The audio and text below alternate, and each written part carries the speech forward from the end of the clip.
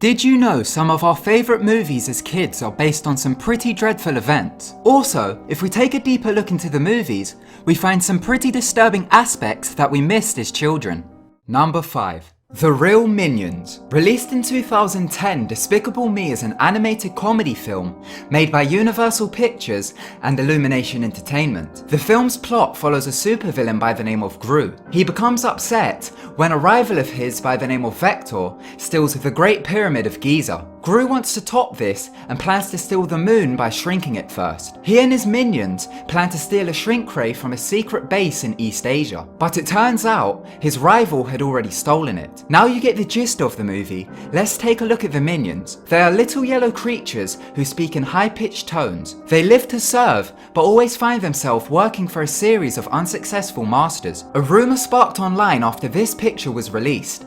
It's believed to show Jewish kids in outfits before they were placed in gas chambers by the Nazis during the Holocaust. Now, we know that during the Holocaust, the Nazis performed cruel experiments on thousands of children. This is also tied into the idea that the minions were based on the children. During the experiments, the children would plead for help and scream, but as they did not speak the same language as the Nazi doctors, they would be laughed at by them as they found their whining funny. This is believed to be why the minions speak in a high-pitched voice in the movie. After the rumour sparked, many people claimed it was a hoax and said that the picture simply showed deep-sea divers. But others believed the rumour was real. This included many news stations. Some went as far as saying, the movie is a push by Hollywood and the government in order for us to accept modern-day Nazism. Others said the resemblance of the minions in the picture is too close to be a coincidence. Whether the rumour is real or not, who knows? I guess only the writers do. If you want more information about this, then be sure to check out this video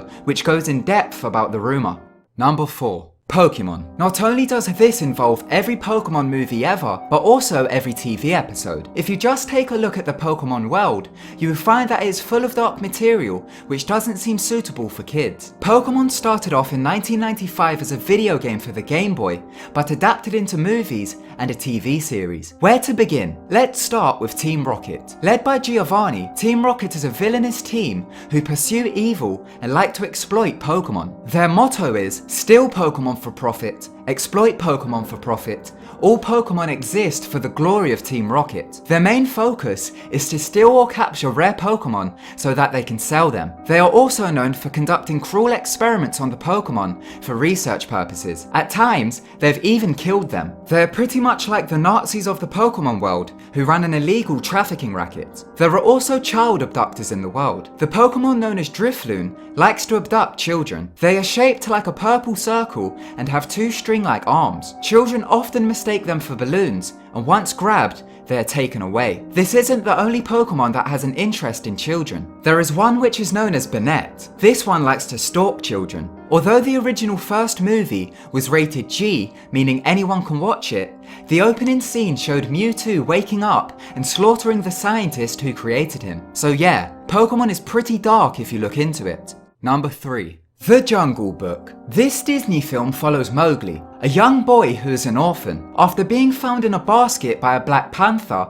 in the middle of an Indian jungle, he is taken to a mother wolf who raises him as her own. He then spends most of his life in the jungle with several animals. Released in 1967, the film was met with positive reviews. However, others believe there is a deeper meaning. Professors that analyze the film believe it is racist. Media professors from the Syracuse University claim that the apes in the film are clearly meant to demean black people. In an interview, they said that in a scene in which the apes are singing a song titled "I Wanna Be Like You," the ape explains how he wants to be like a human. The professors claim this is really a racist metaphor for black people's efforts to be more like white people. However, these are just the opinions of the professors. The real shock comes when you learn what the movie was based on. It was based on a short story by Rudyard Kipling. In the Disney version, the ending shows Mowgli coming across a village full of people. He then enters the village and the animals sing a happy tune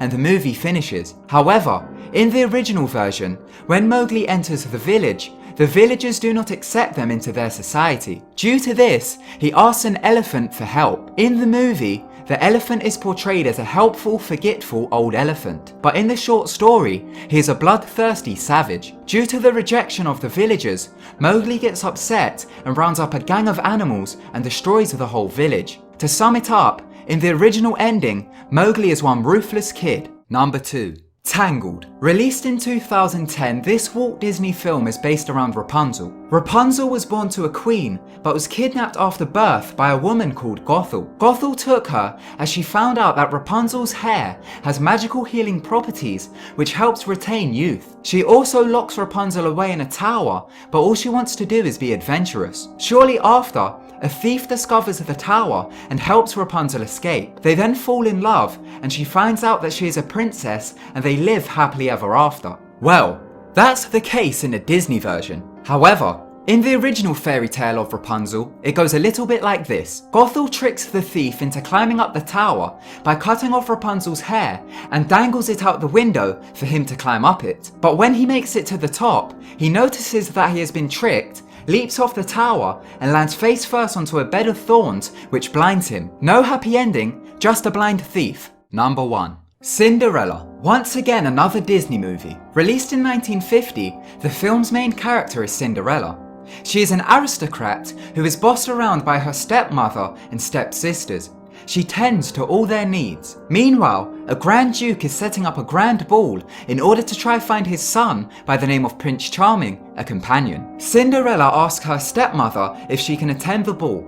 She agrees, but only if she finishes her chores and finds nice clothes to wear. She then goes searching around the house for something to wear. As she is about to give up hope, her fairy godmother appears, waves her magic wand and presents Cinderella with an outstanding outfit for the ball. Cinderella makes her way to the ball, but must be home before midnight. When she arrives, she sees the prince and it's love at first sight. They then dance, but time slips away and Cinderella rushes home as it's close to midnight. In her hurry, she loses one of her glass slippers. The prince then takes the slipper and makes his way to Cinderella's house. The stepsisters then try on the slipper, but they don't fit. This is until Cinderella puts it on and it fits perfect. Her and the prince then get married and live happily ever after. That was the Disney version. In the Grimm's fairy tale version, the stepsisters amputate their toes and mutilate parts of their feet in order to try force on the slipper. Also, during the wedding, it gets even more disturbing. Cinderella orders that her sister's eyes